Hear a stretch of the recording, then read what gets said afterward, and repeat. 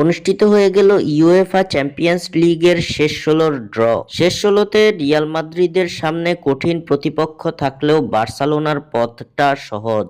দর্শক, UEFA champions লিগের শেষ ৮-এ যাবে কোন কোন দল? আপনাদের মূল্যবান মতামত আমাদের কমেন্ট করে অবশ্যই জানাবেন। ৩৬ দল নিয়ে অনুষ্ঠিত হওয়া ইউএফা চ্যাম্পিয়ন্স লিগের নতুন ফরম্যাটের গ্রুপ পর্বের খেলা ইতিমধ্যেই শেষ হয়েছে। গ্রুপ পর্ব শেষে এবার পালা রাউন্ড অফ 16-এর লড়াইয়ে। সুইজারল্যান্ডে অনুষ্ঠিত হয়ে গেল ইউএফা চ্যাম্পিয়ন্স লিগের রাউন্ড অফ 16-এর ড্র। এই ড্রয়ের মধ্য দিয়ে এবার জানা গেল কে কার মুখোমুখি হবে চ্যাম্পিয়ন্স লিগের শেষ ১৬র লড়াইয়ে। রাউন্ড অফ 16-এ রিয়াল মাদ্রিদের তুলনায় সহজ প্রতিপক্ষ পেয়েছে বার্সেলোনা।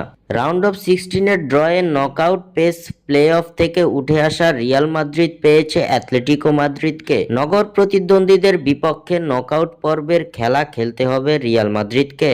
অন্যদিকে বার্সেলোনা তাদের প্রতিপক্ষ হিসেবে আরেকবার পেয়েছে বেনফিকাকে। অ্যানহেল ডি মারিয়ার ক্লাবের বিপক্ষে লড়বে বার্সা। এদিকে পিএসজি প্রতিপক্ষ হিসেবে পেয়েছে শক্তিশালী লিভারপুলকে, যারা কিনা পয়েন্ট টেবিলের শীর্ষে থেকে শেষ ১৬ নিশ্চিত করেছে।